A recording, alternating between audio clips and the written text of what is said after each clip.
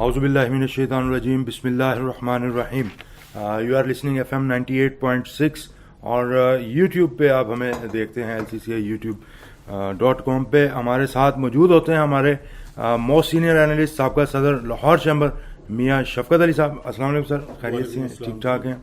آج ہمارے ساتھ ایک اور شخصیت موجود ہیں اور میں یہ سمجھتا ہوں جو کسی تعارف کے محتاج نہیں ہیں. اسی ممبر ہیں اس دفعہ لاہور چیمبر کے, پاسپیڈا سے ان کا تعلق ہے, اس کو بھی لیڈ کر چکے ہیں اور سماجی اور سیاسی جتنی بھی خدمات ہیں وہ سر انجام دیتے رہتے ہیں. میں یہ سمجھتا ہوں کہ اس مرتبہ کی جو ہماری ٹیم جو سلیکٹ ہوئی ہے لاہور چیمبر کی, اس میں کافی پرومیننٹ آپ ان کو دیکھتے ہیں. عثمان ملک صاحب, کیسے ہیں آپ؟ ٹھیک ٹھاک ہیں, خیریت سے ہیں؟ بڑی خوشی ہوئی آپ کو آج یہاں پہ دیکھ کے اور دل باغ باغ ہو گیا ہے. آپ کی ماشاءاللہ بڑی ایکٹیویٹیز ہم دیکھتے رہتے ہیں, ان پہ ہم آئیں گے. ذرا میاں صاحب سے پوچھتے ہیں کہ آج کیا ریزلٹس ہیں جی؟ پشاور میں کچھ الیکشنز کا بڑا KPK میں بلکہ ہلا گلا ہے. KPK میں PTI تو کافی اس کی پوزیشن ڈاؤن ہے. 4 ڈسٹرکٹ میں الیکشن ہے, 4 میئر الیکٹ ہونے ہیں. ٹھیک ہے, ابھی فائنل رزلٹ نہیں آئے, مگر JUI اور ANP کی پوزیشن بہتر ہے اور کئی جگہ پہ ان کا الحاق بھی ہے. پشاور پہ ANP نے کہا جی کہ ہم بھی سپورٹ کر رہے ہیں جو JUI کا کینڈیڈیٹ ہے. تو مولانا صاحب جو بالکل پہلے فارغ تھے سیاسی منظر سے, اب وہ ان ہو گئے اور وہ ثابت کر رہے ہیں کہ میں ہوں. لیکن اس کا مطلب یہ ہے کہ وہ فارغ نہیں تھے, وہ کچھ نہ کچھ کر ہی رہے تھے جس کا رزلٹ اب آپ دیکھ رہے ہیں. اور انہوں نے بڑی جو ہے نا اپنی حکمت عملی کے تحت ابھی ایک ان کے جو آ رہے ہیں زبیر صاحب جو ہیں وہ میئر بننے, میرا خیال ہے کہ تقریباً ان کا آلموسٹ کنفرم ہی ہے. تو یہ PTI جو ہے اس کو تھوڑا سا سیٹ بیک ہو گیا, لگتا یہی تھا کہ وہ KPK ہوم گراؤنڈ تھی, ہوم گراؤنڈ تھی نا, ہوم گراؤنڈ سے بڑے کمفرٹیبل تھے وہاں پہ. تو یہ لگتا ہے آلدو یہی رزلٹ ہم نیشنل الیکشن میں نہیں لے سکتے کہ ایسے ہی آئیں گے, مگر اس سے انڈیکیٹرز تو ہوتے ہیں نا جی, آپ کو پتہ چل جاتا ہے کہ یہ صورتحال کس طرف جا رہی ہے. ویسے ایک لحاظ سے اگر دیکھا جائے KPK کی جو عوام ہے وہ بڑے ذہین اور بڑے سمجھدار اور بڑے ویژنری لوگ ہیں, جلدی فیصلہ کرتے ہیں, وہ بڑا اچھا ڈیسیژن لیتے ہیں. پنجابی جو ہے سب سے آخر میں فیصلہ کرتے ہیں, وہاں دیو جی دیکھیے جو ہے وہ سب سے جلدی فیصلہ کرتے ہیں. بالکل ایسے ہی ہے, کیونکہ انہوں نے دیکھے پہلی جو آئی تھی KPK میں ان کی حکومت, صوبائی حکومت PTI کی, اس میں اچھی پرفارمنس تھی نو ڈاؤٹ. اس سے پہلے MMA کی جو حکومت تھی وہ بھی ایک بڑا چینج تھا. ٹھیک ہے, اس کے بعد PTI کی آئی, پھر دوبارہ PTI کو دوبارہ انہوں نے ری الیکٹ کیا پھر, اور پہلی دفعہ یہ ہوا کہ KPK میں کوئی دوبارہ کسی کو الیکٹ کیا ہو. اور یہ بالکل آپ کی جو ہے نا KPK کی جو عوام ہے اس کی ہم اس داد دیتے ہیں. آپ کی جو اپروچ ہے, جو سوچ ہے, ہونا بھی ایسی چاہیے. اور اس مرتبہ شاید اس طرح سے ڈلیور نہ کر پائی ہو PTI, جس کا تھوڑا سا آپ نے اپنا ووٹ کے ذریعے, بیلٹ کے ذریعے اظہار کیا ہے. اس میں PTI کے لیے یہ جو پازیٹیو سائن ہے وہ یہ ہے کہ وہ دیکھیں کہ ہمارے سے کہاں پہ غلطی کوتاہی ہوئی ہے. مزید جب ان کے کریکٹ کر سکتے ہیں, پراپر ریزلٹس آئیں گے تو اس کے اوپر مزید ہم بات بھی کریں گے کہ کہاں پہ ان کو چاہیے کہ اپنا جو ہوم ورک ہے اس کو مزید بہتر کر کے تو پھر سامنے آ سکتے ہیں. جنرل الیکشن ابھی تھوڑے سے دور ہیں. خان صاحب نے کوئی 3-4 روز پہلے وہاں پہ کارڈ بھی بانٹے ہیں, وہ اگینسٹ رولز کام کیا ہے. الیکشن کمیشن اس کو الاؤ نہیں کرتا تھا, اس کے باوجود وہ رزلٹ نہیں مل سکے جو وہ سوچ رہے تھے. لیکن وہ بالکل لاسٹ بال کے اوپر جا کے چھکا لگانے کی کوشش کی ہے نا, پورا میچ نہیں بنا. وہ ٹھیک ہے, مگر وہ ایک جو رابطہ ہے عوام سے وہ PTI کا اتنا نہیں رہا جتنا مولانا فضل الرحمان کا رہا, مولانا صاحب کا رہا ہے. تو یہ تھوڑی سی آپ بتاتے ہوتا ہے بیک گراؤنڈ بھی, یہاں پہ ہمیشہ سے ایک بلور فیملی ہے, ان کا بڑا ہولڈ رہا ہے. دیکھیں جو مولانا فضل الرحمان کے والد ہیں وہ چیف منسٹر رہے ہوئے ہیں خیبر پختونخوا, جب وہ صوبہ سرحد تھا, اس وقت صوبہ سرحد تھا. جی تو ان کا بھی ہولڈ ہے. ٹھیک ہے, اور وہ انہوں نے ثابت کیا جی کہ میرا ہولڈ آج تک بھی ہے. ٹھیک ہے. تو یہ مفتی محمود اس وقت چیف منسٹر ہے جب ZA بھٹو پرائم منسٹر تھے. ٹھیک ہے. اور ZA بھٹو نے ان کی حکومت زبردستی ختم بھی کی. ٹھیک ہے. مگر ان کا اثر رسوخ مدرسوں میں ویسے لوگوں میں ایک وہ حیثیت رکھتے ہیں, تنظیمی حوالے سے بڑے منظم لوگ ہیں. بالکل ایسے ہی. جی تھوڑا سا عثمان صاحب آپ اسی سے ذرا تھوڑا سا جو ہے نا وہ سٹارٹ لیں, ذرا آپ بھی بتائیں آپ کہاں پہ دیکھتے ہیں یہ سیاسی حالات کس طرح کے ہیں KPK کے حوالے سے کچھ اگر ہمیں بتانا چاہیں؟ جی شکریہ وسیم صاحب. جیسا کہ آپ کو پتا ہے کہ جو صوبائی گورنمنٹ کی پرفارمنس ہوتی ہے وہی ہر طرح کے الیکشن میں ریفلیکٹ کرتی ہے. جی جی. تو سب سے پاکستان کے جو عوام کو سب سے بڑا اس موجودہ گورنمنٹ سے مسئلہ ہے وہ مہنگائی کا ہے. بے شک. تو میں سمجھتا ہوں اس الیکشن کے اندر جو بھی رزلٹ آ رہے ہیں وہ ریفلیکٹ کر رہے ہیں کہ حکومت کی جو پالیسیز ہیں وہ عوام کے لیے کیسی ہیں اور عوام کتنے خوش ہیں. یہ ایک گراس روٹ لیول پہ جو ایک الیکشن ہوتا ہے آپ کو پتہ ہی ہے بیس یہی ہے اور لوگوں کے جو بنیادی گلی محلے کے مسائل ہیں یہی گورنمنٹ حل کرتی ہیں اور یہ نمائندے ہوتے ہیں. میاں صاحب کی بات بالکل ٹھیک ہے کہ یہ ضروری نہیں کہ جو قومی اور صوبائی اسمبلی کا حلقہ ہوتا ہے اس کے الیکشن کے جو سچویشن ہوتی ہے ڈفرینٹ ہوتی ہے, لیکن بلدیات کے اندر مین ٹو مین لوگوں کا گلی محلوں کے لوگوں کے ساتھ کانٹیکٹ ہوتا ہے اور میٹر کرتا ہے وہ پارٹی سے ہٹ کے بھی بندے کو ووٹ دیتے ہیں. جیسے آپ الیکشن میں کھڑے ہو جاتے ہیں, آپ کسی بھی پارٹی سے ہو, لیکن آپ کا لوگوں کے ساتھ خوشی غمی کا رشتہ, انٹریکشن اور دل کے رشتے ہوتے ہیں اور اس میں ووٹ بندے اس لحاظ سے پارٹی سے ہٹ کے بھی دیتے ہیں. لیکن پھر میں پہ کہوں گا کہ سب سے زیادہ جو افیکٹ ہو رہا ہے پاکستان تحریک انصاف کی گورنمنٹ کو KPK کے اندر, خواہ کہ پچھلے 5 سالوں کی پرفارمنس اچھی تھی لیکن اس سال 3.5 سال کی جو پرفارمنس ہے عوام پاکستان تحریک انصاف کی گورنمنٹ سے مطمئن نہیں ہے. اور لوگوں کی سب سے بڑی جو چیز ہے کہ پاکستان کی عوام نے اس گورنمنٹ سے ایک ہوپ بنائی تھی اور لوگوں کی وہ ہوپ بریک ہو رہی ہے. بے شک یہ بالکل ہے. اور لوگ جو ہے نا وہ کچھ سوچ کے میاں صاحب بیٹھے تو ہوئے تھے کہ یہ ایک بڑی تبدیلی آئے گی, سارا منظرنامہ ہی تبدیل ہو جائے گا. کچھ لوگوں نے کوشش یہ کی کہ یہ بغیر پارٹی کے الیکشن ہو جائے, پارٹی نہ ہو اس میں الیکشن, جو جیتے گا ہم کہیں گے جی ہمارا. وہ کورٹ نے اجازت دی, انہوں نے کہا جی پارٹی والا الیکشن ہو, ہول سیل پاسکو والا کام نہیں ہو. دوسرا جو لاسٹ الیکشن کی بات کرتے نا صوبائی جو یہ جیتے تھے اس میں یہ فیڈرل گورنمنٹ میں یہ نہیں تھے, تو لہذا جو فیڈرل گورنمنٹ نے کیا وہ ان پہ مدعا نہیں ڈلا. مگر اس دفعہ کیونکہ یہ فیڈرل گورنمنٹ میں بھی تھے اور پروونشل گورنمنٹ میں بھی تھے تو مدعا ڈلنا ہی ڈلنا تھا. وہ جو ان کی کارکردگی ہے وہ سامنے آ گئی ہے.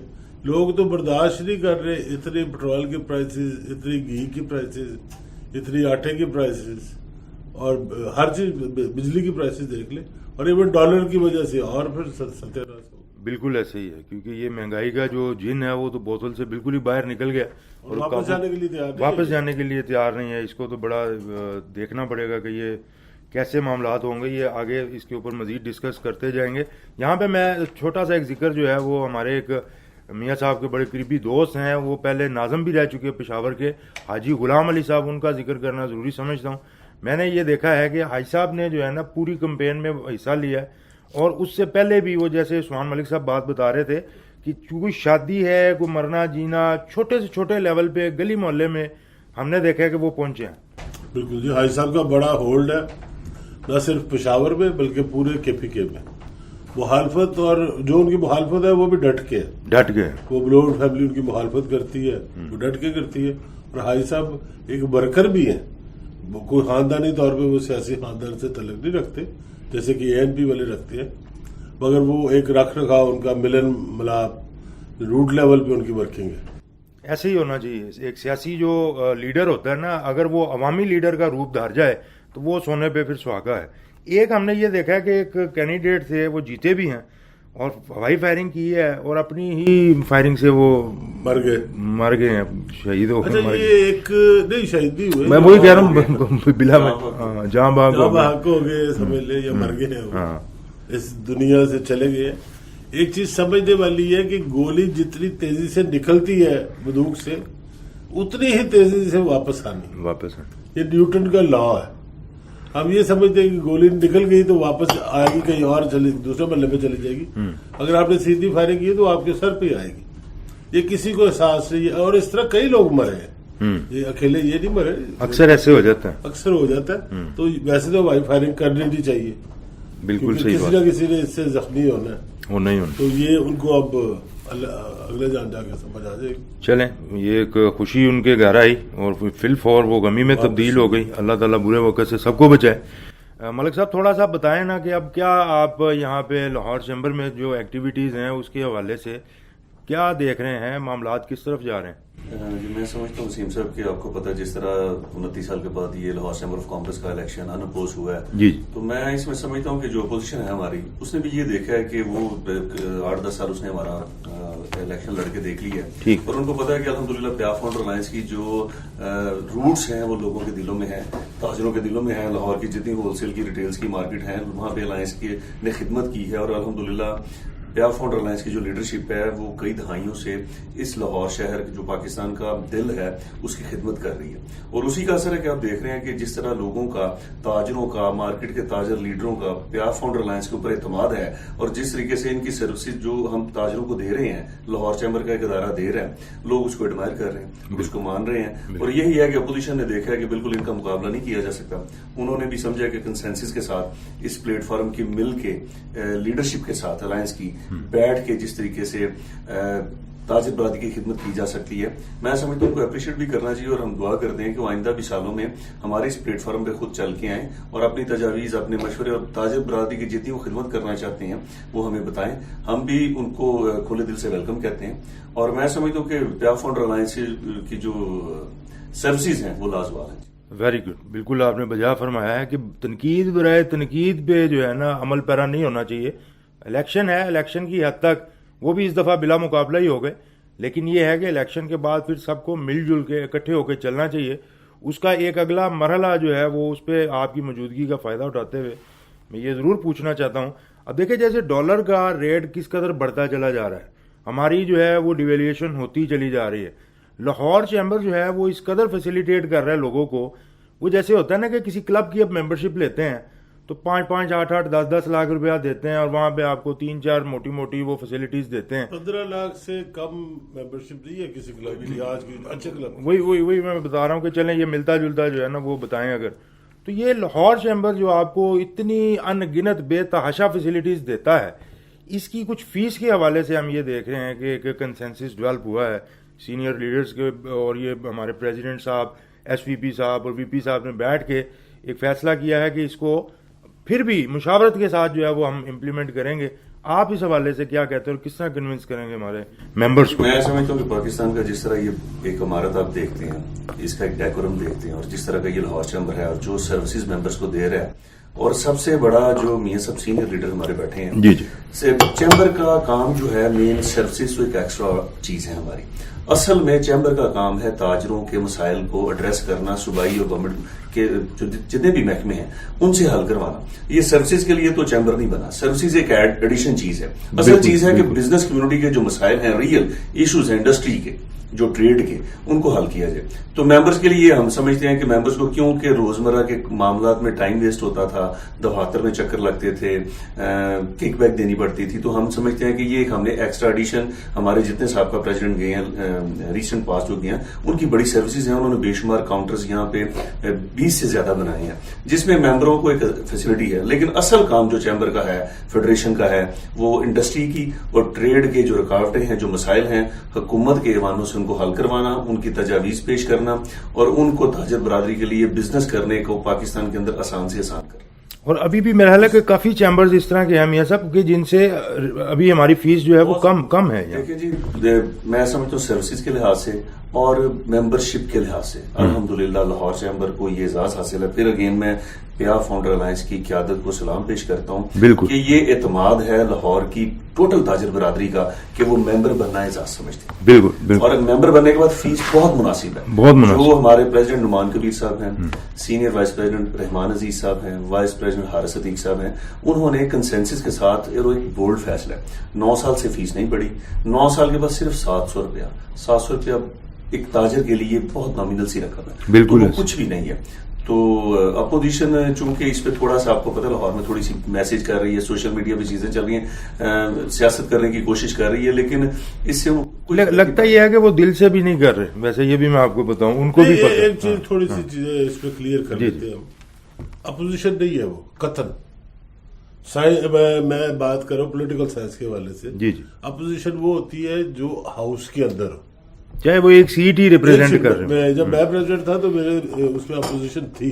اچھا. کہ ہمارے مخالف جو الیکشن جیتے ہوئے تھے وہ میرے ایگزیکٹو کمیٹی میں تھے. ٹھیک ہے.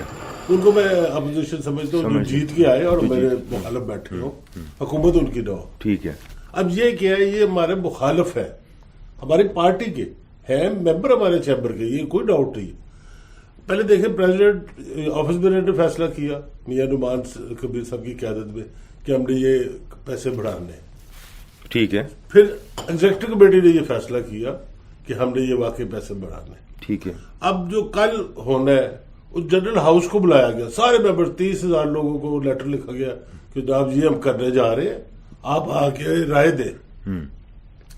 اب یا تو وہ سویڈن والا قانون ہو کہ جی مخالف اگر نہیں آیا تو اس کو اپنے حق میں وہ اپنے حق میں سمجھا, یا یہاں پہ اپنی اپنی زور آزمائی کرنی ہے. حزب اقتدار نے اپنے لوگوں کو لے کے آنا ہے, اور جو مخالف ہے جو ابھی تک ایک سیٹ بھی نہیں جیتے پچھلے انہوں نے باہر بیٹھ کے اس کو تھوڑا سا واویلا اگر جو نہیں, حق ہے جی, جمہوری حق ہے. ٹھیک. اور ہم نے یہ دیکھنا میجورٹی کیا چاہ رہی ہے. ٹھیک ہے. مجھے بڑی اچھی طرح یاد ہے کہ جب میں تھا پریزیڈنٹ تو ایک صاحب نے لیٹر لکھ دیا کہ جی جو پیسے خرچ کیے جا رہے ہیں یہ پراپر طریقے سے نہیں کیے جا رہے. ٹھیک ہے. مجھے وہ نوٹس کی کاپی آ گئی. D G T O regulatory authority ہے, تو اس نے مجھے کہا جی یہ آپ پہ آبجیکشن آیا, آپ اس کا سوال کا جواب دیں. ٹھیک ہے. تو میں نے اس کو جواب سمپلی دیا کہ یہ جو اکاؤنٹس ہیں یہ جنرل باڈی نے اپروو کر دیے. اوکے. کوئی بندہ اس میں آبجیکشن نہیں کر سکتا. جنرل باڈی جو ہے وہ سپریم اتھارٹی ہے. ٹھیک ہے. کہ اگر سارے 30,000 اس وقت 10,000 ہوں گے, 10,000 ممبر سے کسی کو آبجیکشن نہیں ہے تو آپ بھی آبجیکشن کر سکتے. ٹھیک. اس نے کہا جی بالکل ٹھیک کہہ رہے ہیں, فائل کلوزڈ. ٹھیک. اب یہ کل سپریم اتھارٹی کا اجلاس ہے, اگر یہ کہہ دیتے ہیں کہ جی ممبرشپ بڑھا دے تو بڑھ جائے گی. ڈی جی ٹی کو ایک لیٹر چلا جائے گا کہ جی جنرل باڈی نے کر دی ہے پاس. اب ہوا کیا ہے کہ سب سے ممبر کیونکہ ہمارے زیادہ ہے اس لیے ہمیں ہی دقت پیش آ رہی ہے. اچھا. پہلے ہم مینیج کرتے رہے کہ جو ہم ریونیو اکٹھا کرتے تھے, ایون کہ جو رینٹ اکٹھا کرتے تھے اس سے چیمبر چلاتے رہے. ٹھیک ہے. کورونا کی وجہ سے جب سارے بزنس کو افیکٹ ہوا ہمیں سب سے زیادہ ہوا. بالکل. ہمیں پچھلے 2 سال سنگین لاس ہوئے جو اپنی جیب سے خرچ کے عرفان اقبال صاحب نے وہ پورے کیے, اور پھر طارق بسما نے بھی ان کو مینیج کیا. تو ابھی آگے یہ چیمبر چل نہیں سکتا جتنی دیر تک ہم اپنی سبسکرپشن جو ہے فیس جو ہے وہ بڑھائے نا. تو یہ فیصلہ کیا گیا, تو لیٹ سی کل کیا ہوتا ہے. بالکل ٹھیک ہے. یہ دیکھیں جب آپ آواز یہ بلند کرتے ہیں کہ آئیں مل کے چلیں, آئیں چیمبر کے لیے, چیمبر کی فلاح کے لیے کام کریں, چاہے وہ اپوزیشن کہہ لیں یا مخالف گروپ بھی کہہ لیں, وہ لوگوں کو موٹیویٹ تو آپ بھی اسی طرح سے کر رہے ہوتے ہیں کہ آئیں جی مل جل کے جو ہے نا ہم اس ادارے کو عوام کے لیے عوامی چیمبر بناتے ہیں, جو کہ آلریڈی عوامی چیمبر ہے. یہاں پہ میں نے کبھی یہ نہیں دیکھا ہے کہ کسی کو آتے ہوئے کسی قسم کی کوئی دقت پیش آئے, بلکہ ہمیشہ ویلکم کیا جاتا ہے. اور آپ کے لیے پوری ایک لمبی لسٹ ہے, 1 ونڈو آپریشن ہے, یہاں پہ آ کے آپ جہاں مرضی بیٹھ کے آرام سے فی الفور اپنا کام کروا سکتے ہیں. اس کو آپ سب لوگوں نے مل جل کے اس ادارے کو مزید مضبوط کرنا ہے. ادارہ ہوگا تو پھر یہاں پہ آپ تنقید بھی کر لیں گے, مخالفت بھی کر لیں گے. جب ایک درخت ہی نہیں ہے تو اس کے سائے کے نیچے آپ کیسے بیٹھیں گے؟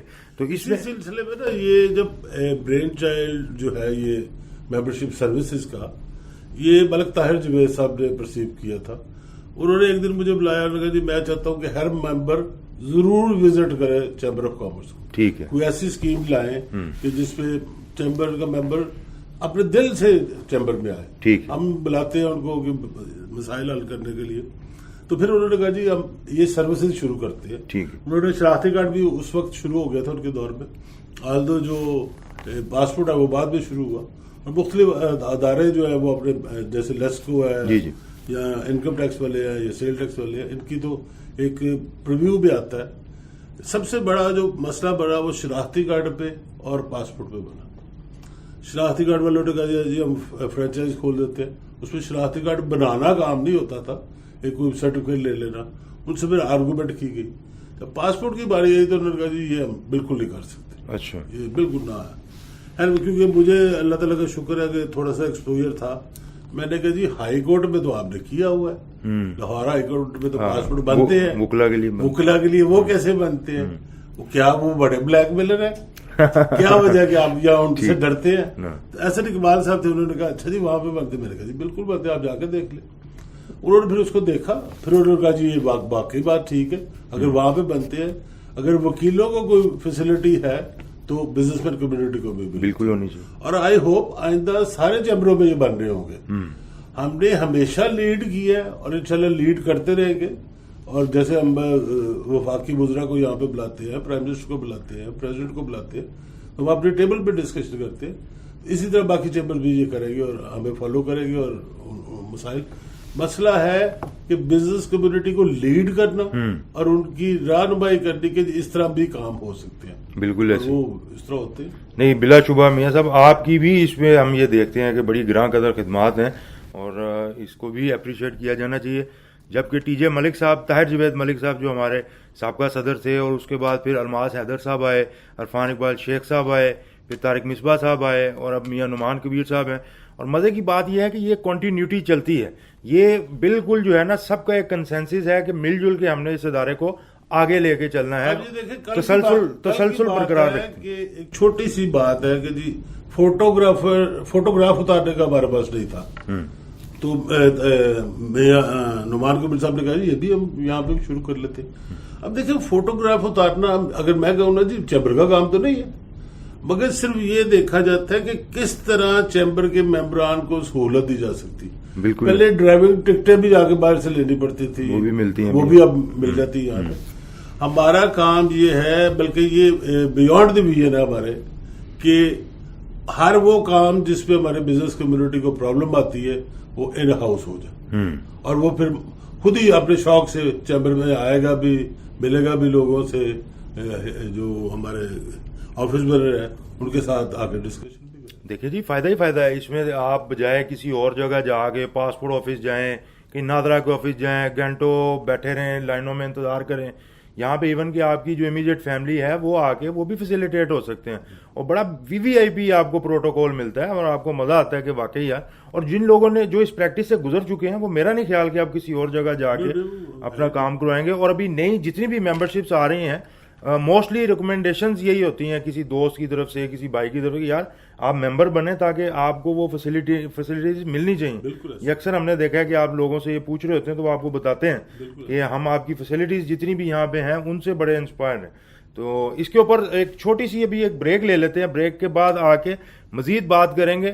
کہیں مت جائیے گا، ہمارا FM 98.6 لائیو ہے اس وقت، آپ سن رہے ہیں. ایک نغمہ آپ کی جو ہے وہ سماعتوں کی نظر ہے، نغمے سے محظوظ ہوں. واپس آتے ہیں ایک بریک کے بعد.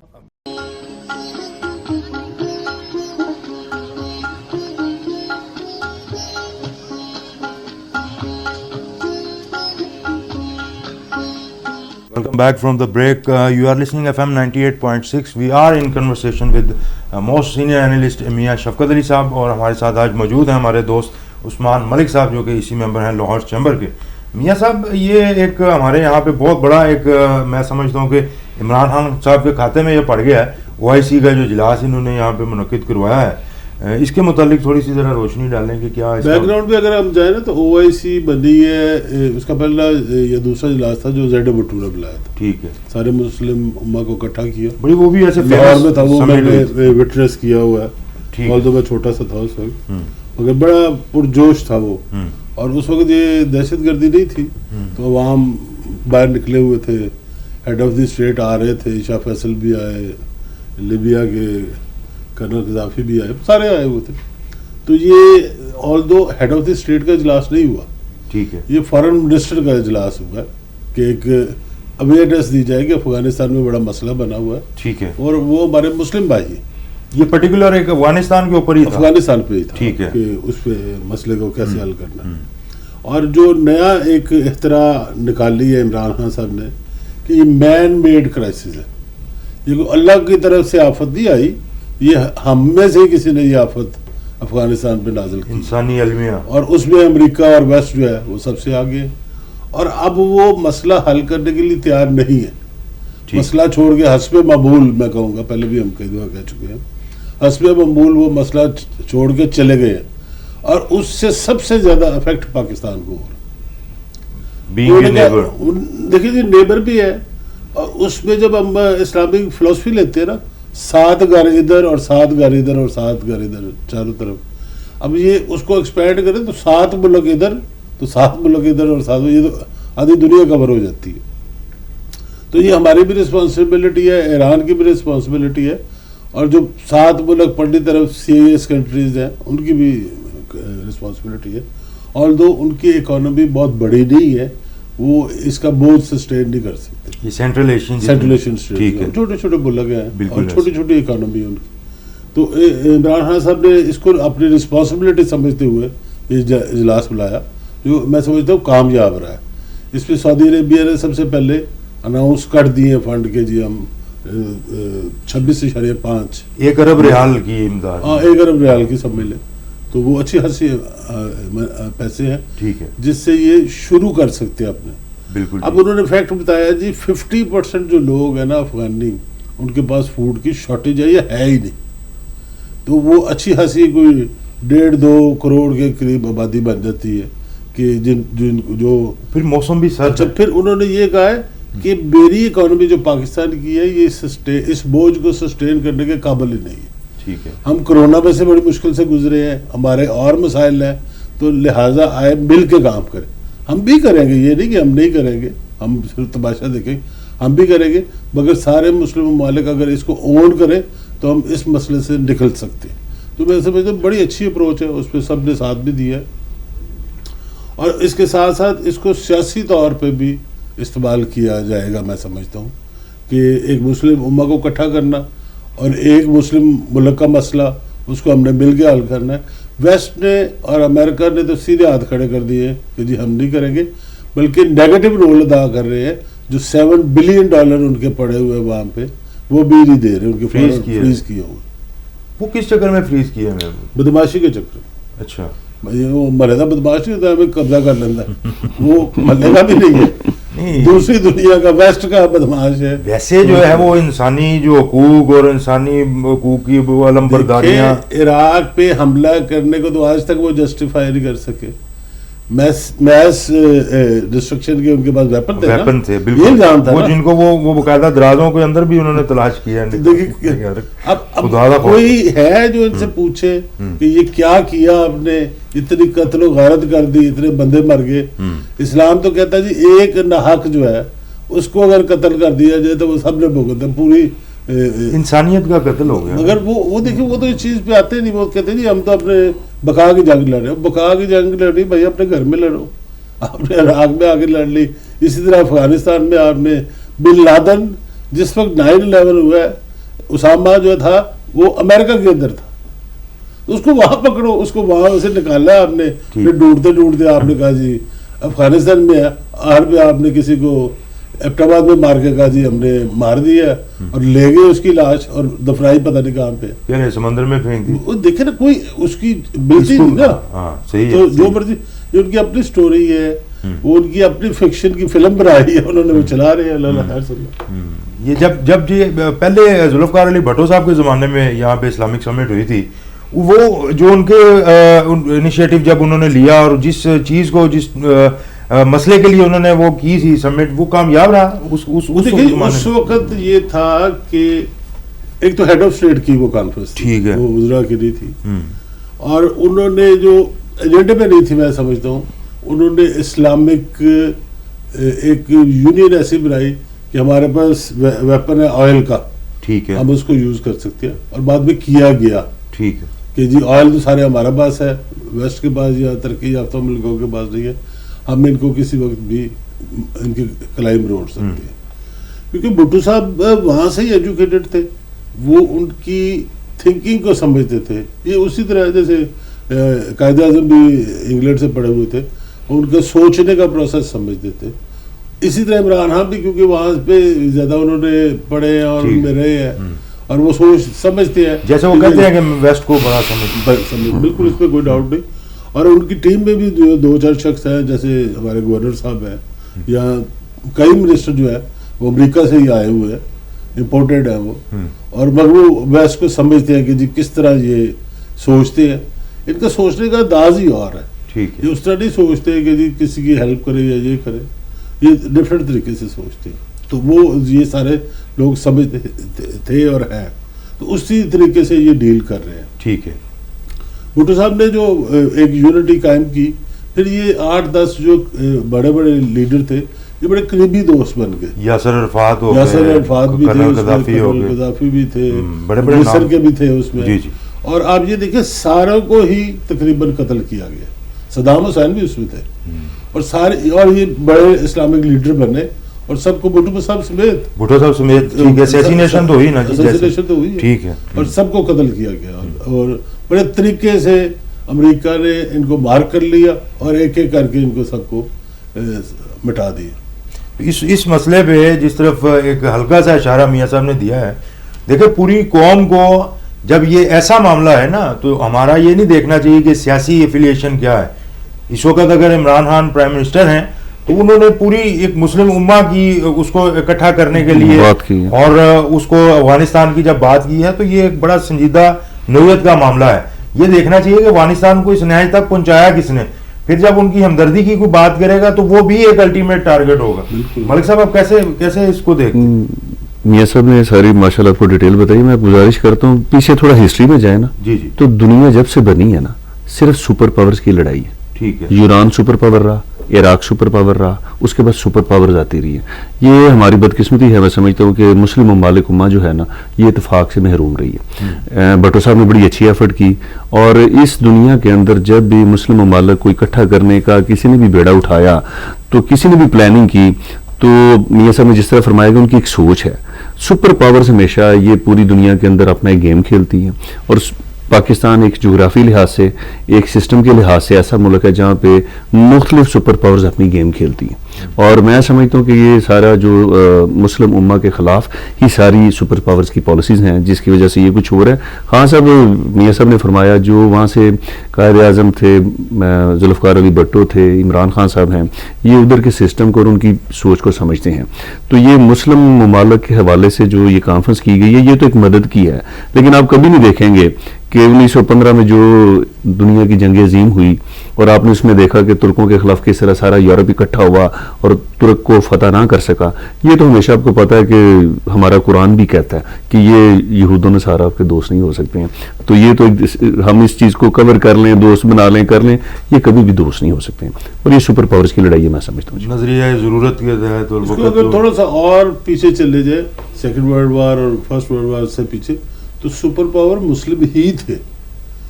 دو بڑی جو ہے نا وہ ریاستیں ہوئی ہیں, ایک عثمانی امپائر اور ایک مغل امپائر. ٹھیک, یہ تقریباً ان دونوں کو ملا لیں تو یہ برطانیہ کی حکومت کے برابر ہے. ٹھیک, تو انہوں نے تو بڑا رول کیا, بالکل کیا. اب اگر اس کو ہم پھر تھوڑا سا انویسٹیگیٹ کریں تو کہاں پہ کام شروع ہوا, جب ہمارے مولوی صاحبان نے اپنا اثر رسوخ دکھانا شروع کیا. انہوں نے سمجھا جی روم کا جو پوپ ہے ویسے بھی شاید ہم بھی ہو سکتے ہیں. ٹھیک ہے, انہوں نے اس کو کاپی کرنے کی کوشش کی, اور کچھ چیزوں پہ انہوں نے بین لگا دیا کہ یہ نہیں ہو سکتی. جیسے تصویر نہیں چھپ سکتی, تصویر اتارنا حرام ہے. اور سب سے بڑا نقصان اس وقت ہمیں ہوا جب پریس کو بند کر دیا گیا, جی پریس نہیں استعمال ہو سکتا. اب آپ قرآن مجید کتنے طریقے سے لکھیں گے آپ, اور کیسے لکھنے والے بھی ہونے چاہیے اور پھر اتنے زیادہ ہونے چاہیے. پریس نے یہ آسانی پیدا کی کہ اس کو ریپلیکیٹ کیا. بالکل صحیح کہہ رہے ہیں. اور یہ کئی 100 سال پریس پہ پابندی رہی کہ جی پریس جو ہے نا وہ ان اسلامک ہے.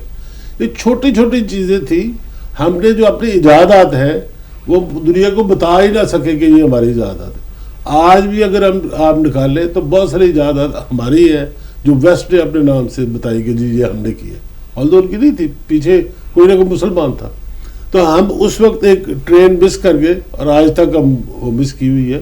مگر اب دوسری طرف آپ دیکھیں بہت سارے مسلم ممالک, ملیشیا کو لے لیں, وہ ایک کامیاب مسلم ملک ہے, اور یو اے کو لے لیں, یو اے کا ماڈل بھی بڑا ڈفرینٹ ہے, ان کے پاس کچھ بھی نہیں ہے تو بہت کچھ ہے.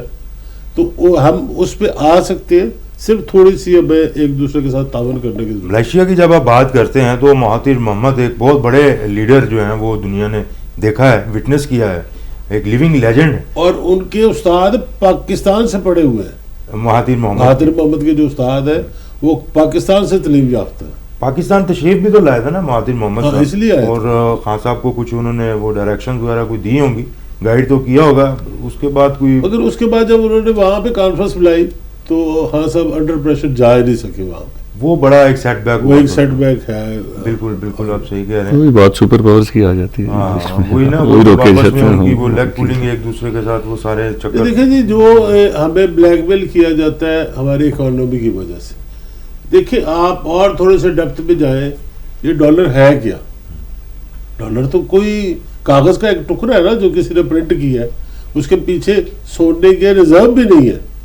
وہ تو ایک یہودیوں نے ایک دن بیٹھ کے فیصلہ کیا جی کہ سارے ڈالر ہمارے ہونے چاہیے, انہوں نے اسمبلی سے بل پاس کرا لیا. اب وہ مجھ پہ وہ لاگو نہیں ہے. ذہنی طور پہ مجھے اتنی وہ پہنچائی گئی ہے تکلیف کہ میں ڈالر کو ماننا شروع ہو گیا. آج کوئی اسلامک کنٹری, اسلامک یہی OIC اپنی کرنسی بنا سکتا ہے, اسلامک کرنسی, جیسے چائنا اپنی بنانا چاہتا ہے اور رشیا, دونوں کہتے ہیں جی ہم مل کے بنا دیں گے کرنسی, تو کوئی بنائے گا. اور ہر سال اربوں بلکہ ٹریلین آف ڈالر جو ہے وہ لاس ہے امریکہ کا. سب سے بری اکانومی اگر دنیا میں دیکھی جائے تو امریکہ کی, ہر سال لاس کرتے ہیں, مگر کیونکہ انہوں نے کاغذ کے اوپر ڈالر کی تصویر بنانی ہوتی ہے تو ان کو وہ لاس ہی نہیں ہے. جتنی مرضی چھپائی کرتے جو. اسٹیٹ بینک آف امریکہ جو امریکہ کا نہیں ہے اس سے لون لے لیتے 1-2% پہ, تو ان کی اکانومی چلتی ہے. اچھا, امریکہ کا نہیں ہے تو وہ کس کا ہے؟ یہودیوں کا. ٹھیک ہے. یہ آپ ڈالر کے اوپر تصویر دیکھیں گے نا تو وہ تصویر بتا دیتی ہے آپ کو, ایک پیرامڈ بنا ہوا ہے حرام مصر جیسا, وہ اون کرتے ہیں. ٹھیک ہے, وہ ایک آنکھ والا جو ہے وہ آپ کا اس طرف وہ جا رہا ہے معاملہ. چلیں اس کو اب گفتگو کو تھوڑا سنجیدگی سے نکال کے ہماری جو یہاں کی جو پولیٹکس ہے اس کے اوپر بھی ذرا تھوڑی روشنی ڈالیں. اس میں تھوڑا سا جو رہ گیا نا جی جی, جو پرائم منسٹر صاحب نے بات کی, جی جی پلیز, وہ اسلامک فوبیا کی بھی بات کی.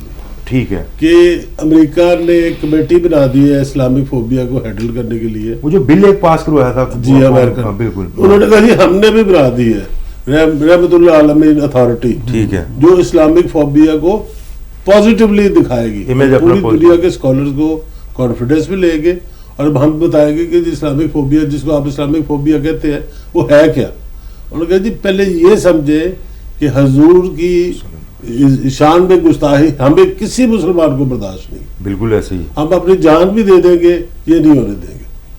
پہلے تو مجھے بات سمجھ. ٹھیک ہے, کوئی کارٹون بنانے شروع ہو گیا, جو ہمارا ہنستا غلط باتیں کرنے شروع کی, یہ ہمارے برداشت میں نہیں. بڑا کلیئر میسج دیا انہوں نے کہ جی ہمیں یہ برداشت نہیں ہوگا, اور ہم اس چیز کو پروموٹ کریں گے, مارکیٹ کریں گے, ویسٹ میں جا کے لوگوں کو سمجھائیں گے کہ آپ اپنے بزرگوں کا بھی نہیں احترام کرتے, آپ اپنے نبیوں کا بھی احترام نہیں کرتے. ہم کرتے ہیں اور ہم کرتے رہیں گے. بالکل ایسے ہی. اس کو کس طرح ہینڈل کرنا ہے اس کے بھی ہم لیجسلیشن کریں گے, اس کے بھی ہم قواعد بنائیں گے کہ اسلامی فوبیا کو کس طرح ہم نے ہینڈل کرنا. ساتھ انہوں نے یہ بھی سوال اٹھایا ہے کہ جو کشمیر اور فلسطین کے جو مظلوم نہتے عوام ہیں کیا وہ مسلمان نہیں ہیں, ان کی طرف دھیان نہیں آپ کا جاتا. اور وہ انہوں نے یہ بھی کہا کہ جی مسلمانوں کو ہی آپ نے دہشت گرد قرار دینا ہے, چاہے وہ مظلوم بھی ہے وہ دہشت گرد ہو گئے. دیکھیں نا, ایک بہت بڑی جیل کی شکل اختیار یہ جگہ کر جاتی ہیں. اچھا, جب آپ ان کو غور دیکھتے ہیں کانفرنس کے بعد جو ہے نا, میں سمجھتا ہوں سیاسی میٹنگیں ہوئی ہیں. میں جو جس طریقے سے دیکھ رہا ہوں, ایک تو پرائم منسٹر صاحب نے 4-5 وزراء جو تھے, وزراء خارجہ, ان کے ساتھ 1-to-1 میٹنگ کی, جس میں سعودی عربیہ کے بھی تھے, ایران کے بھی تھے, ملیشیا کے بھی تھے اور ٹرکی کے بھی تھے. یہ چاروں ممالک جو ہے نا امپورٹنٹ ہے اس وقت جو مسلم امہ ہے اس میں. اس کے بعد قمر جاوید باجوہ صاحب نے بھی میٹنگ کی اپنے طور پہ, جو ہمارے چیف آف آرمی اسٹاف ہے. انہوں نے سعودی عربیہ سے اور ایران سے, یہ میں نے پہلے بھی آپ کو کہا تھا, یہ 2 اسکول آف تھاٹ ہیں مسلمانوں میں, ایک سعودی عربیہ کا ہے, ایک ایران کا ہے, اور تیسرا جو آنے والا اسکول آف تھاٹ ہے وہ ٹرکی کا ہوگا. بالکل جو پہلے بہت ڈومینیٹ کرتا تھا, وہ جو میں 400 سال بالکل یہ پروگرام میں آپ نے 3 اسکول آف تھاٹ تھے. ٹرکی کے ساتھ انہوں نے شاید ابھی نہیں کیا ہوگی, مگر پرائم منسٹر صاحب نے یہ ساری میٹنگ کی ہے اور ان کے ساتھ ڈسکشن کی ہے کہ اصل ایشو کیا ہے اور کس طرح ان کو ہینڈل کرنا. اگین وہی بات آ جاتی ہے نا, اس میں تو پھر ہماری پوری قوم کو بھی ایک پیج پہ آنا پڑے گا اور پی ایم صاحب کو پورا سپورٹ کرنا پڑے گا اس معاملے میں. ہاں بالکل بالکل, کیونکہ یہ جو ہے نا ادروائز جو ایک اندر ہی اندر جو کھینچا تانی چل رہی ہے نا. اب کل میاں صاحب کا ایک بیان تھا, اس میں انہوں نے یہ کہا ہے کہ اگر فل فور الیکشن ہو جائیں تو طریقے عدم اعتماد لانے میں کوئی مذائقہ نہیں ہے. یہ وہاں پہ بیٹھ کے کیا سوچتے ہیں, اچانک ان کو خیال آتا ہے بیٹھے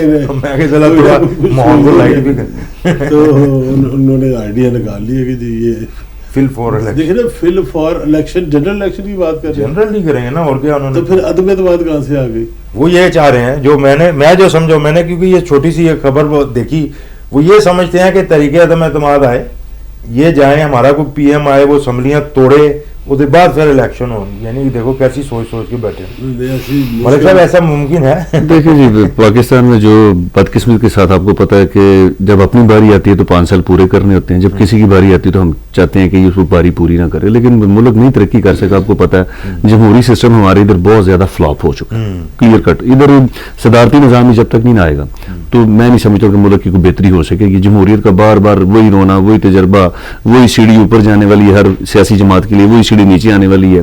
اسی سیڑھی کے ذریعے لوگ پہلے اوپر جاتے ہیں, پھر اسی سیڑھی کو برا بھلا کہتے ہیں. آپ سمجھتے ہیں سارا سسٹم جس طرح پاکستان کا چل رہا ہے جب سے پاکستان بنا, تو ہم نے اتنے تجربے کر لیے ہیں, مارشل لا بھی دیکھ لیے ہیں, جمہوری سسٹم بھی دیکھ لیے. میں سمجھتا ہوں کہ ہم بری طرح سسٹم میں ناکام ہو چکے ہیں عوام کو ڈلیور کرنے میں اور ملک کو آگے لے جانے میں. نہ تو ملک آگے جا سکے, نہ پاکستان. آپ نے فرمایا جس طرح میاں صاحب نے کہ کوریا نے ہم سے لیا, ملیشیا کے جو مہاتیر تھے ان کے ٹیچر پاکستان کے. اس قوم میں جتنا پوٹینشیل ہے, اور یہ بار بار آپ دیکھتے ہیں کہ معاشی طور پہ جو دنیا کے ملک آگے ہیں وہی بہتر ہیں, اور وہ کو پالیسی بھی بنا سکتے ہیں. عوام کو ہم غربت سے نہیں نکال سکے آج تک. آپ دیکھ لیں 15 شہر ہیں پاکستان کے جہاں پہ ڈیولپمنٹ ہے. اب یہ 30-40 کلومیٹر کا ریڈیس لاہور کا نکلیں, بلیو کریں لوگوں کے پاس برتن اور کپڑے نہیں ہیں. یہ ترقی کے ریل ویل آپ دیکھتے ہیں نا, یہ پورا لاہور جو ہے پوری دنیا کو, کراچی, اسلام آباد, پنڈی, کوئٹہ, یہ پوری دنیا کے لوگوں کو اوورسیز تک کا پیسہ یہاں پہ ہوتا ہے. یہاں پہ آپ کو دیکھیں گے تو آپ کو لگے گا دنیا کے پاس ہوٹلوں میں جائیں گے جگہ نہیں ہے, شاپنگ مال میں جائیں گے پرچیز کے لیے لائن میں لگنا پڑے گا, بڑے اسٹوروں میں جائیں گے. یہ ساری ریل پیل اس 40 کلومیٹر کی ہوتی ہے. آپ جب گاؤں میں جاتے ہیں بلیو کریں رونا آتا ہے. 100 سال پہلے والا گاؤں ابھی وہی ہے, گلیاں محلے وہی ہیں. میں آپ کو یہاں سے فیروزپور روڈ پہ لے جاتا ہوں, آپ 30 کلومیٹر آگے جائیں, لیفٹ رائٹ کے دونوں گاؤں, ادھر سے چلے جائیں جی ٹی روڈ کی طرف, ادھر سے چلے جائیں ملتان, آپ کو وہی 100 سال والا نظر آئے گا. ایک ڈیولپمنٹ نہیں ہے. اور آپ کس طرح کہتے ہیں کہ ہم نے ڈیلیور کیا ہے, ہم ترقی یافتہ قوموں میں شمار ہوں جہاں پہ 100 کلومیٹر کے بھی لائٹ ہوتی ہے, ایک گھر کو بھی سیوریج ہوتا ہے. بیسک نیڈز ہم لوگوں کو نہیں دے سکے, اور نہ لوگوں کو روزگار کے مواقع دے سکے ہیں. صرف ملک بچ رہا ہے تو 70% لوگ زراعت سے منسلک ہیں. آٹومیٹک ایک فصل اگتی ہے, آٹومیٹک پیسے آتے ہیں. یہ اللہ تعالیٰ کی کرم نوازی ہے کہ پاکستان جو ہے اس میں ہر طرح کا کالے, لال, سبز پہاڑوں سے لے کے ریگستان, سمندر, میدان ہے, جس کی وجہ سے یہ ملک بچا ہوا. زبردست زبردست, یہ بڑی اچھی بات کی ہے. اور اس میں آج کیا آپ کے پاس ہے جی خبر کوئی جس میں کوئی تو OIC کی تھی جو ساری ایک جو ملک صاحب نے بات کی ہے نا, اس کے اندر میرے ذہن میں جو چیز آتی ہے, دیکھیں جو ہر دفعہ یہ 40-50 ارب روپیہ آگ میں جھونکنے والی بات ہوتی ہے. اگر آپ 5 سال سے پہلے آپ کہیں جی 3 سال میں الیکشن کرا دیں, 3.5 سال میں کرا دیں, ٹینیور جو ہے وہ 5 سال کا مکمل ہونا چاہیے. تھوڑی سی جو چیز ایک دیکھنے میں آئی ہے پوری دنیا کے اندر, جیسے سارا سلسلہ تبدیل ہوا ہے. ہمارے یہاں پہ جو سسٹم ابھی چل رہا ہے کہ آپ جہاں سے دل کرتا ہے اٹھا کے تو لوگوں کو آگے لے آتے ہیں. اکانومی کی جنگ ہے پوری دنیا میں اس وقت. اب دیکھیں نا افغانستان کا کتنا بڑا مسئلہ ہے, اتنا بڑا انسانی المیہ ہے, بات وہاں پہ بھی آگے پیسوں پہ ختم ہوئی ہے.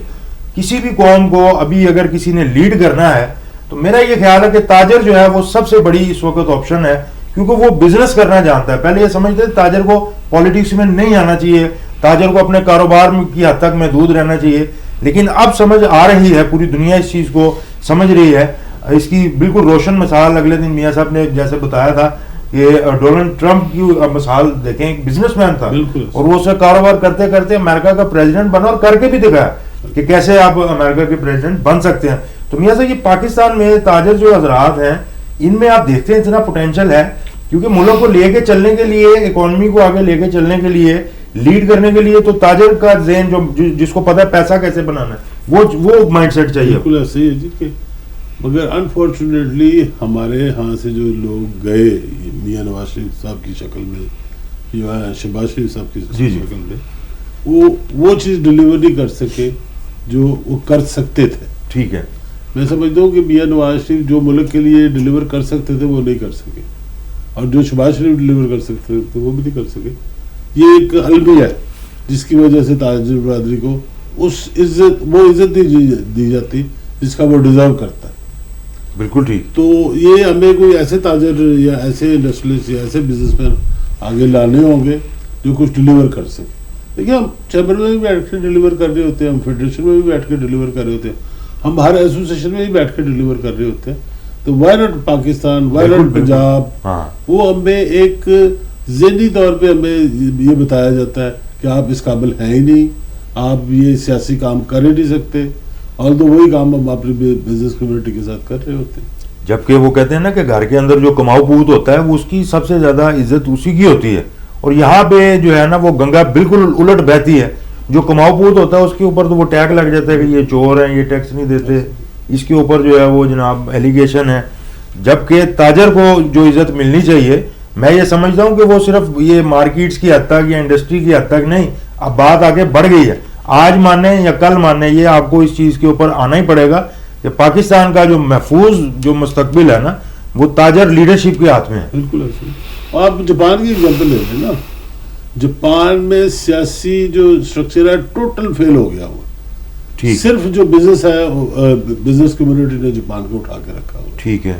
وہ ٹویوٹا موٹر لے لے، وہ میٹسوبیشی کارپوریشن لے لے، کچھ لے لے، وہ صرف بزنس مین کمیونٹی، اور 0.5% سے 1% میکسیمم ان کا مارک اپ ہے. وہ تو 3 سال بعد فیکٹری اٹھا کے باہر فیکٹری لگا لیتے. یہاں پہ جو ہے نا وہ ہمارا جو ہم کمپیریزن کرتے ہیں اپنے ریجن میں ہی دیکھ لیں، سب سے زیادہ ریٹس ہمارے سب سے مہنگا ایشو کیوں ہے ہمارے ہاں، مارک اپ کیوں زیادہ ہے؟ کیونکہ 87% بورنگ گورنمنٹ کرتی ہے. وہ جو پیسہ مجھے چاہیے تھا وہ تو حکومت لے گئی. ادروائز تو میں ریگولیٹ کرتا as a business community, Lahore chamber regulate کرتا، فیڈریشن ریگولیٹ کرتی کہ بھئی یہ مارک اپ ہوگا، بینکوں کے ساتھ ہم ڈیل کرتے جو طریقہ بنتا. وہ جو اب اگر حکومت ہی لے جائے گی 87% جو لیکوڈ کیش اویلیبل ہے، تو ہم کیا کریں گے؟ 13% میں تو ہم بڈ کریں گے نا، مجھ سے زیادہ لے لو، مجھ سے زیادہ لے لو، اور سب سے کم مارک اپ پہ لے رہی ہے وہ. ٹھیک ہے. جو حکومت ہے وہ سب سے کم مارک اپ پہ لے رہی ہے، کیونکہ وہ کہتی تھی میری گارنٹی ہے ہم پیسے دیں گے واپس آپ کو. بزنس کمیونٹی کو دیں گے تو وہ پیسے شاید ملے یا نہ ملے. ٹھیک ہے. تو یہ تو پہلے حکومت پہ یہ پابندی لگانی پڑے گی کہ لوکل بینک سے آپ قرضہ نہیں لیں گے، پھر میں دیکھتا ہوں یہ مارک اپ 2% پہ آتا کہ نہیں آتا کہ نہیں آتا. یہ بالکل اس کے اوپر بھی کوئی طریقہ کار جو ہے نا وہ بنانا چاہیے. ملک صاحب یہ آپ بتائیں کہ آگے لاہور کے انفراسٹرکچر کی جب آپ بات کر رہے تھے، ڈیولپمنٹ کی بات کر رہے تھے، تو وہ کہتے ہیں نا کہ آپ اور ہمارا گام میں ایک سانجھا ہی ہے. وہ روٹ جو ہے وہ آج کل بڑا ڈسٹرب ہوا ہوا ہے. شیرانہ گیٹ جو وہ ملک صاحب بھی ہوتے تھے روشنی باندھ کے. ہم نے یہ سجیشن بھیجی تھی جی. میں سٹارٹ پھر یہیں سے کروں گا کہ اس ملک کے اندر جتنی بھی ڈیولپمنٹ ہوئی ہے، نہ تو پوری دنیا پسند کرتی ہے فوجی گورنمنٹوں کو، تو پھر بھی جتنا بھی یوب کا دور ہے پورے دنیا کے اندر پاکستان کے زرعی اصلاحات ہوئی، ٹیوبویلز لگے، کام ہوا، باقی گورنمنٹ پھر بھی کام ہوا، لوگ خوشحال رہے، امن و امان بھی رہا. اب بلیو کریں ہم نے ترقی بنا لی ہے ریت سریا سیمنٹ لگنے کو، برجوں کو. ہم نے نہ تو کوئی لیبارٹریز بنائی ہیں، نہ ہم نے بڑی یونیورسٹیاں بنائی ہیں، نہ ہم نے کالج بنائے ہیں. ہم نے سوچ لیا جی بس موٹر وے، سڑک، انڈر پاس، گلی محلہ، گاڑیاں، ہم نے اسی کو. ہماری لائن آف ڈائریکشن ہماری گورنمنٹوں کی ٹھیک نہیں رہی. ہمارے سابقہ گورنمنٹوں کے جو ہمارے حکمران تھے، لوگوں نے ان کو یہ مشورہ دیا کہ مغلوں کی تعمیریں آج دیکھی جاتی ہیں، باشی مسجد دیکھی جاتی ہے، قلعے دیکھے جاتے ہیں. ہم نے اسی طرف فوکس کیا. نہ ہم نے بلیو کریں وسیم صاحب، آپ راجن پور چلے جائیں، ادھر کے فیوڈلز کالج یونیورسٹی پاس نہیں ہونے دیتے، ادھر لائٹ پوری نہیں آنے دیتے، کہتے ہیں لائٹ شارٹیج کرے، انڈسٹری نے ادھر چلے، انڈسٹری نہیں لگنے دیتے. آپ ابھی بھی ادھر کے اسمبلیوں کے اندر جتنے فیوڈلز آئے ہیں انہوں نے زراعت کی پالیسی نہیں بنانے دی. وہ ذمہ دار تھے سارے جتنے آئے ہیں. اگر بزنس مین آیا ہے تو اس نے بھی اپنے بزنس کا سوچا، اس نے دیکھا میری 10 فیکٹریاں تو 20 کیسے ہوں گی. اس ملک کی عوام کا، اس ملک کے لوگوں کا، نہ تاجر برادری کا سوچا گیا. آج بھی میاں صاحب نے اپنا دور بڑا اچھا چیمبر میں گزارا ہے، سارے لیڈ. آپ بتائیں ہمیں لاہور چیمبر کے پلیٹ فارم سے تاجروں کے مسائل حل کرنے میں گورنمنٹ کی کتنی مدد شامل ہے، کتنی ہمیں رکاوٹ ہے. ہم چھوٹے چھوٹے ایشوز ہیں، ڈیلی ہماری کمیٹیوں کی، اسٹینڈنگ کمیٹیوں کی میٹنگز ہوتی ہے، اور تاجر برادری کے 3 سال سے اسٹینڈنگ کمیٹیوں کے مسئلے اڑے ہوئے پنجاب گورنمنٹ. اور یہ پاکستان کا پریمیم چیمبر کہتے ہیں. ہم کہتے ہیں کہ پی ایم ہماری سفارشات کو دیکھ رہا ہوتا ہے، ہمارے پریزیڈنٹ کوئی چیزوں کو ویٹ دے رہا ہوتا ہے. کہاں ویٹ دے رہا، کہاں کام رہا ہوتا ہے، کیا کام ہو رہا ہوتا ہے، دل میں خون کے آنسور ہو رہا ہے. عثمان صاحب کی بات کو آگے بڑھاؤں میں. اگر ٹھیک ہے جی بجلی آپ نے وہ کرنا ہے، سول کام کرنے ہیں، بالکل کریں. ڈیم بنا دے یار، وہ بھی ریت بجری اور سیمنٹ کا کام وہ نہیں بناتے، لیبارٹری بنا دیں، سائنس فکشن میں چلے جائیں، نظر نہیں آتا، لیزر ٹیکنالوجی میں چلے جائیں. یہ کہتے یہ شوشا کی سیاست ہو رہی ہے अंडर पासों की, सड़कों की, सरिये की, और ये लोगों को हुक्मरानों ने बताया कि आप ये बनाएंगे। मुगलों का आज भी नाम है, बाशी मस्जिद लोग देखते हैं, कहते हैं क्या मोटरवे पे चढ़ते हैं क्या मियां नवाज शरीफ जिंदाबाद। लोगों ने इसलिए चीजें, उन्होंने कहा इस कौम का जो वोट है ना, आवे ही आवे तो जावे ही जावे। कुछ लोगों का भी माइंडसेट वैसा है ना, वो देखे ना मोटरवे पे लीडर माइंडसेट सर बनाता है, लोगों को लीड करता है लीडर, विजन देता है, थॉट देता है। हमें विजन थॉट नहीं दी गई सर। इसमें तो कोई इख्तिलाफ नहीं है कि पानी की बिजली सबसे सस्ती है, कि है कोई इख्तिलाफ? बिल्कुल अब बजा, और वो 2 रुपए किलोवाट से ऊपर नहीं बनती। और जानबूझ के आईडीपीज को कॉन्ट्रैक्ट जो दिया है आईपीपीज को आपने इंट्रोड्यूस किया, क्या आप ये चाहते थे कि मेरी हुकूमत के अंदर ही हो जाए? कमिश्नर सबसे बड़ा जो बम है ना, ये आईपीपीज है, जो क्या है उनको देखिए कॉन्ट्रैक्ट किया कि चलाए ना चलाए हमें पैसे देंगे, आप पैसे देते थे, इंडस्ट्री नहीं उठ पाई इस मुल्क की जी, एक्सपोर्ट की नहीं तरफ जाने के बजाय। आपको किसने कहा भैया अंडरपास बनाएं, आप डैम बनाए, आप जरूरत वाली जिन चीजों की। देखिए इंडस रिवर है क्या? सिर्फ इंडस रिवर को आप स्टडी कर ले, इंडिया का नाम इंडिया नहीं हो सकता, वो इंडस रिवर से था। ठीक है, इंडस रिवर 100% हमारे पास नाम वो है, और एक वो बड़ा तो भारत है, वो लंबा तो दरिया हिंदुस्तान है, बड़ा लंबा दरिया सबसे है। बड़ा लंबा दरिया है जो नॉर्थ से साउथ चल रहा है। बिल्कुल ऐसे, ऐसा दरिया दुनिया में नहीं है, और इसमें बहुत पानी है। ठीक है। हमारी कई नस्लें जो है ना, हम 1 लाख मेगावाट सिर्फ इंडस से बना सकते हैं। वो हमने किसी ने सोचा नहीं, कभी काला बाग पे रफड़ पड़ जाता है। वक्त ने ये साबित किया है कि ये जितने बड़े प्रोजेक्ट्स किए हैं, चले गो के वक्त की उस वक्त जरूरत है, लेकिन साथ साथ टेक्नोलॉजी को भी हमने जो है ना वो लेके आना था, वहां पे आंखें बंद किए रखी और उस चीज पे हम काफी पीछे रह गए। मैं ये पूछ रहा था कि अभी जो काम हो रहा है शेरावाला फ्लाईओवर का, आप उससे मुतमिन हैं? ये कंप्लीशन की तरफ जा रहा है? क्योंकि काफी लोग जो है 3.5 साल हो गए हैं इस गवर्नमेंट की, ना तो डेवलपमेंट से हम मुतमिन है, ना विजन थॉट से मुतमिन है, ना सूबे के जो हमारे की मैन्स हैं उनकी परफॉर्मेंस से मुतमिन। आप बिलीव करें असेंबली के अंदर 400 बंदा, 2000 बंदा भी इस गवर्नमेंट से मुतमिन नहीं है। 5 जो एमपीएस है चारों असेंबली, हर लीडर के अपने 9 रतन होते हैं। हाँ। हर सूबाई जो वजीर आला होता है उसके 25 एमपी 40 एमपी अपने होते हैं, 350 एमपी ये बेचारे रो रहे होते हैं, उनके काम नहीं हो रहे होते। अगर जहाँ पे एमपी के मिनिस्टर्स के काम नहीं हो रहेंगे, आप मैं या ताजिब दादी क्यों रुल रहे हैं? ऐसे ही हमारे काम नहीं हो रहे, आप जाके देख लें। जिस तरीके से, जिस विजन से, जिस थॉट के साथ ही मैं समझता हूँ मुल्क चलाया जा रहा है, इससे बहुत अल्लाह ताला ने हमारे लीडरों को मौका दिया था, लोगों ने एक होप थी। आज वसीम साहब बिलीव करें, इस कौम की होप टूट गई है। एक लोगों ने पिछले 10-20 दहाइयों में जो कुछ देखा है ना, होप के सर पे मुहर लगाई थी। वो होप जब टूट रही है ना, तो लोग अब किधर जाएं, किसको वोट दें, क्या करें, किस सेक्टर की तरफ जाएं? मैं समझता हूं कि जब तक प्योर लीडरशिप, डिलीवर करने वाली लीडरशिप और सियासी सोच वाली, खान साहब बिल्कुल अच्छे लीडर हैं, ईमानदार होंगे, वो पैसा नहीं कमाना चाहते, वो मुल्क की खिदमत करना चाहते हैं, लेकिन खान साहब का पॉलिटिकल ज़हन नहीं। बिल्कुल यही पॉलिटिकल ज़हन जो था इस शहर के अंदर, इस सूबे के अंदर, इस सारे चारों सूबों के अंदर, पॉलिटिकल ज़हन के साथ ना तो अपनी ही टीम को, ना ही अपने मुहर लगाने वाले लोगों को प्रमोट किया गया है, ना ही उनके काम किए गए हैं, और line of direction he different रही है। मैं समझता हूँ कि ये हमारे पाकिस्तान के ताजरों की, हमारी अवाम की इस गवर्नमेंट से जो एक होप थी वो पूरी नहीं हो पा रही है। इसके ऊपर गवर्नमेंट को सोचना चाहिए। आखिरी 1.5 साल काम का होता है, इनको काम करने चाहिए और कोई मुश्किल नहीं है। मैं हमेशा समझते हैं जो इस्लामाबाद में पीएम बैठते हैं उसके पास जादू के जिन होते हैं। पंजाबी में हम कहते हैं कि 99 का नंबर जो होता है ना, वो गिलगित से फोन जाए ना, कराची के साल तक काम करता है। ये कोई मुश्किल काम नहीं है, काम करने वाला बंदा हो। पाकिस्तान में सारा दिन में जो लीडरशिप इस्लामाबाद की है, वफाकी जितने फेडरल मिनिस्टर्स हैं, काम करना चाहें तो चुटकियों में काम होता है। हमने हर काम के अंदर रुकावटें डाली नहीं। बिल्कुल ऐसे ही। असल में जो शुरू में मसला आया था ना, वो सबसे बड़ा प्रॉब्लम ये था, आते साथ ही तो ब्यूरोक्रेसी को पकड़ लिया ना, जो डिलीवर करने वाले लोग थे, जिन्होंने किया भी डिलीवर, उनको बिठा लिया। अभी भी लोगों के केसेस चल रहे हैं।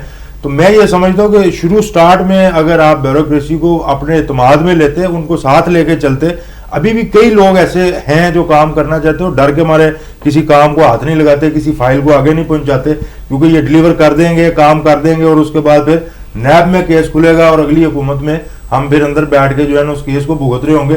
ये बहुत बड़ा एक अलमिया हुआ है यहाँ पे। हुकूमत ने आते ही अपना जो है ना वो स्ट्रोक खेला, जो कि गलत छक्का लगा, बजाय कि उनकी वो फेवर में चले जाता।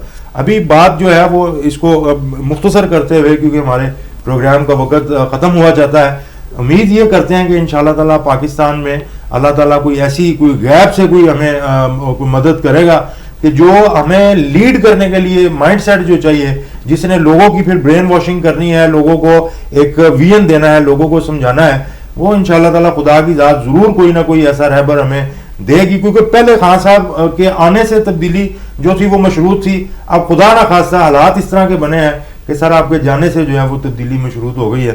اپنے عزیز و اقارب کا، گرد و عامر صاحب کا خیال رکھیں. مہمانوں کا بہت شکریہ. کل انشاءاللہ تعالیٰ آپ کی خدمت میں حاضر ہوں گے. السلام علیکم.